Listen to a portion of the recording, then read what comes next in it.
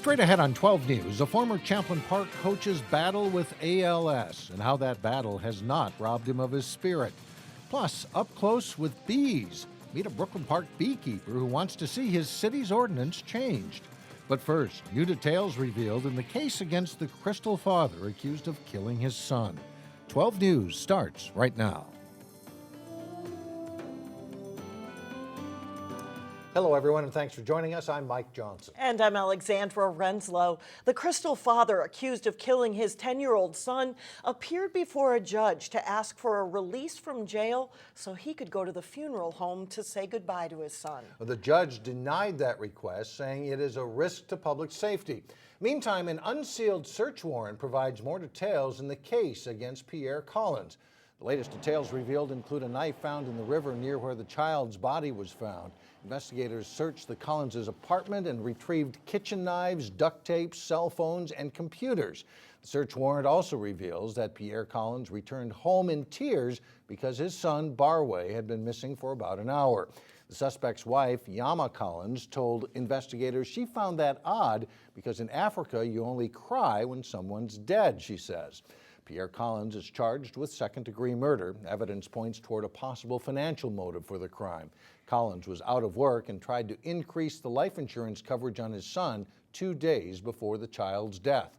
Meanwhile, the funeral for Barway Collins is planned for Saturday at 11 a.m. at Shiloh Temple in North Minneapolis. Some members of the Liberian community had hoped to push the date back to allow more time so the boy's biological mother from Liberia can attend. A suspect accused of robbing a small corner grocery store in Crystal was scheduled to make his first court appearance today. Stephen Block is accused of robbing the Hometown Market at 36th and Noble back in January. The criminal complaint says police used a Lipton fruit punch bottle that the suspect left on the counter for fingerprint evidence to help make the arrest. In Rogers, an accident inside a warehouse sent a woman to the hospital with serious leg injuries. Police say a 54-year-old woman was working in the Graco Distributors warehouse when she was run over and pinned under a forklift. Workers managed to free her before authorities arrived. She was taken by helicopter to the hospital. The injuries are described as serious but not life-threatening. Today, students resume taking the Minnesota Comprehensive Assessments, or MCAs. This after computer glitches temporarily halted the standardized testing. State education officials believe someone attempted to disrupt the online testing by overwhelming the system with web traffic. Because of the delays, the state extended the testing window by 2 days. The MCAs are taken in grades 3 through 8 and once in high school to gauge student proficiency in math, reading, and science. Brooklyn Park is taking a closer look at the city's beekeeping ordinance. One local beekeeper requested the change, but it's taking much longer than anticipated. Shannon Slatton explains what he's doing with his hives in the meantime. It's just something I like to spend my time with. It's a hobby of mine. Cole Foss has 2 hives of honeybees. They're clean and industrious, right? So, and they work as busy as a bee, so they really don't have time to pay attention to people unless they're right up into the hive. He thought the bees would be a good addition to his backyard garden in Brooklyn Park. I'm running out of space. How do I just be more efficient with what I have? And that's when I started thinking about bees because of how effective they are and how efficient they are with pollination. But right now, his bees are on vacation in Corcoran. It's been kind of a long process. While Foss waits for Brooklyn Park to change the beekeeping ordinance so he can bring them home. Worst case scenario is they stay out here for the summer, and then I try to work through it in either the fall or next spring. Foss asked for the change last fall before he got his hives. Right now, the ordinance says bees can be kept on lots bigger than 5 acres. We're not a farm community anymore. We don't raise goats or chickens and cattle and such, and so bees kind of fit into that category. There are also concerns if a neighbor could be allergic to bees. If you were to go door to door in my area, the West District, I think you would find that most people would not be in favor of their neighbor having high concentrations of bees in their backyard right next to them. We do have to watch the restrictions on it and the licensing and that sort of thing to make sure these people are actually trained to do that. But I have no problem with beekeeping. Yeah, there definitely is a lot of wind. Foss says his bees are docile and mainly concerned not with people, but with their work. There were bees kind of all over flying around you, and you're just kind of working and you're dumping these bees in the hive, and it just kind of shows you how much they just don't care. that they're just trying to figure out what's going on, where do I need to be, where's my queen, and kind of get on with their day. In Brooklyn Park, Shannon Slatton, 12 News. The council approved the first reading of the ordinance. It is back for the second reading on May 11th. Meantime, 2 new studies published this week in the journal Nature indicate a widely used insecticide may be contributing to the decline of the bee population. This type of insecticide, known as neonics, is commonly used to treat corn, soy, and canola crops.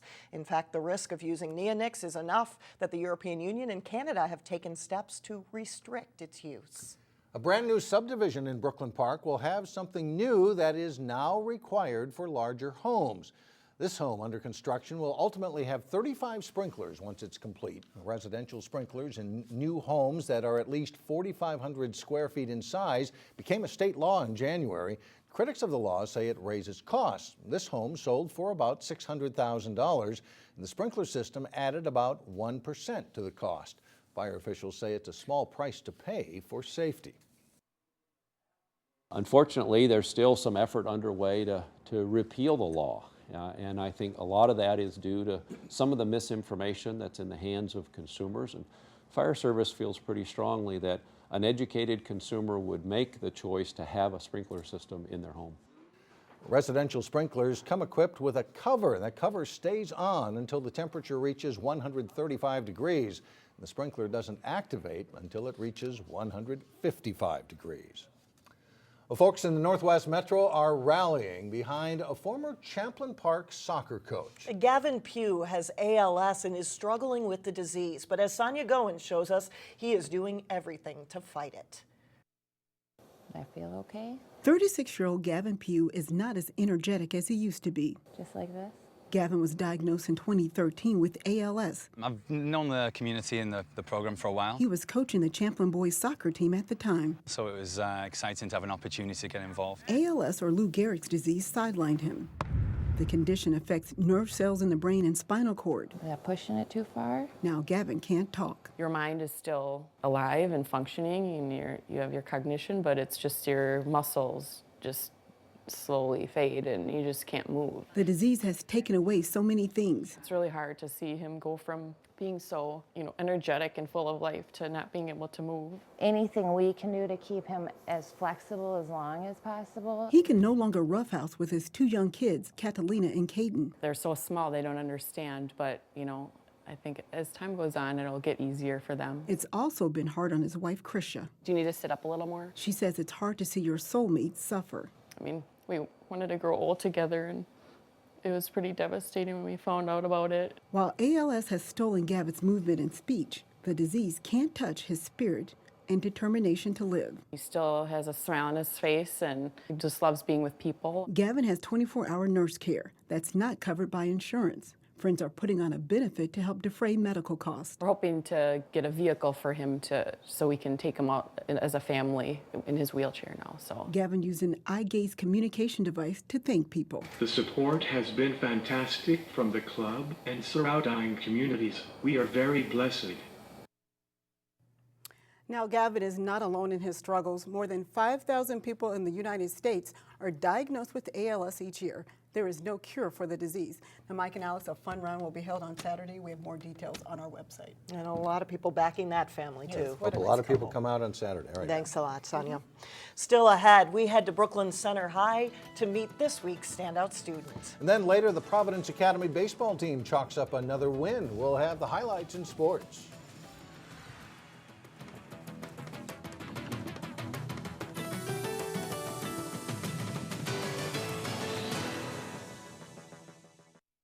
Welcome back. Wayzata area schools will begin construction on the district's 8th elementary school later this spring. And now the district just needs a name for the school, and that's where parents and students come in. The district is asking for name ideas to be submitted by May 11th. The school will be built on land southeast of County Road 47 and Troy Lane. It will serve roughly 675 students in grades K through 5.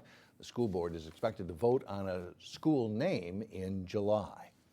Well, you could call this week's standout student well-rounded. Senior Robert Cook is uber involved at Brooklyn Center High School from sports to the arts, but his primary focus is always on academics. One kidney that's maybe not working quite so well, The other one kind of goes, don't worry, I got this. Anatomy class is a favorite for Brooklyn Center senior Robert Cook. In each kidney, you have about 1 million nephrons. Dissecting a beef kidney is on tap for Friday, and it's in this class Robert's found he loves learning how the body works, its motion, and muscle movement. I'm an athlete, so knowing what's going on with my body is really important to me. As captain of the soccer and track and field teams, Robert is a student athlete on the move, a leader on the field, but most importantly, a good example for others in the classroom. He loves to learn. He asks wonderful questions. He's curious, which as a science teacher, I love the curiosity. Elected president of the National Honor Society, Robert carries a 3.8 grade point average. His peers elected him homecoming king last fall, and he's also involved in theater and volunteering. It's taught me how to stay on track and to know what to focus on and not to let my mind wander on stupid things that will lead me off the trail or anything like that. He's got the basis of a really strong start as he starts college. He knows the study skills that's going to take. It's hard work. Back in anatomy, Robert's mind is on the future. He wants to pursue kinesiology and one day help athletes with injuries. You help them recover, you tell them what's going on with their bodies, you tell them how to fix it, what to do. Robert is headed to the University of Minnesota in the fall. Coming up, work and a little child's play in Maple Grove. Plus, Osseo pro boxer Caleb Truax gets set to step into the ring for a big fight Friday night. Jay Wilcox has the details up next in sports. Jay Wilcox with sports now. Big opportunity for a local fighter on national TV. Yeah, he's been building up to this, and now fight time's almost here. Friday night is fight night for Caleb Truax as he takes another big step in his pro boxing career. The Osseo native will battle Danny Jacobs for the WBA middleweight title. Truax has won 25 of his 28 professional fights, while Jacobs is 28-1 with 25 knockouts. The Truax-Jacobs fight was originally scheduled for earlier this month in Brooklyn, but was moved to the UIC Pavilion in Chicago. They wanted it to be on TV, and at first it was scheduled to be on NBC, Channel 11, as part of a triple header, and then they didn't have enough time for 3 fights, so it was going to be on NBC Sportsnet afterwards, and I think they wanted it to be on a normal broadcast, so they moved it to Spike.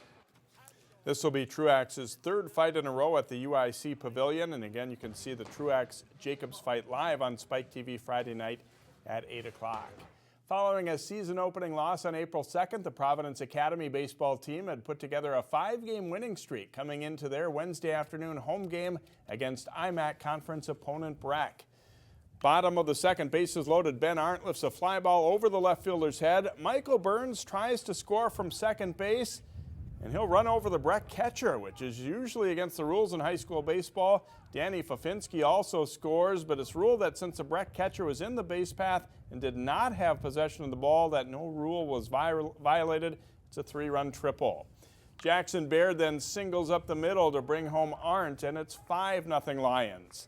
Providence isn't done. Jesse Barron golfs the low pitch to the outfield to score Baird for a 6-0 Providence lead. In the bottom of the 5th, Arndt goes the other way for a 2-out base hit. This one scores William Wade, and it's 7-2 Lions. Barron strikes out 14 on the mound and goes the distance for the win. 10-2 Providence is the final. In boys tennis, Armstrong is off to a solid start. The Falcons battled the wind and the Totino-Grace Eagles Wednesday. Nikita Shnesko serves for Armstrong at #1 singles against Patrick Riley. Shnesko goes with a backhand to each side of the court, then comes in to put away an easy overhead winner. Shnesko wins at 6-1, 6-1. Hunter Fernelius serves to Grace's Elliot Becker in the number 2 singles match. Becker goes deep to the corner and then comes to the net, but Fernelius fools him with the backhand. Fernelius wins at 6-0, 6-1 for Armstrong. The first doubles, and Grace serves. Rudy Lipovitz with a strong return, and then Matthew Holton splits the Eagles D here. The Armstrong duo beats Ryan King and Tom Schnagel. To number 2 doubles, Grace is in the near court. Kenneth Wong has great hands at the net to take this point for the Eagles. Same match, and they've now switched sides here. Armstrong's Evan Gellner will split the TG duo with a volley. Gellner and J.D. Urban beat Wong and Luke Narig as Armstrong wins 7-0. They're facing Blaine this afternoon and playing at the Lakeville South Invitational on Saturday. So pretty good team for the Falcons this year. All right, thanks a lot, Jay. Still ahead, a different approach to bring your child to work day. We'll find out what a Maple Grove company did when we come right back.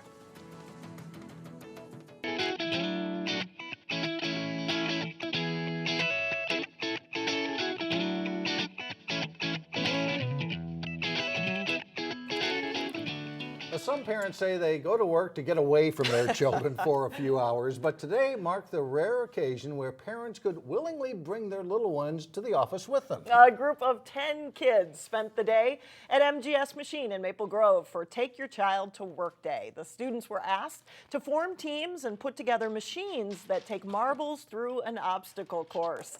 The goal was to get 25 marbles into a box as quickly as possible. Winners got prizes for fastest time, best teamwork, and overall creativity. It marks a change from earlier days when kids would simply sit there and watch mom and dad work all day. In the first couple of years, it was kind of like sit with your parent and maybe we'll go do a plant tour. And the more that I've become engaged and other folks have kind of come along with the company, we've just come up with, kids learn by doing stuff.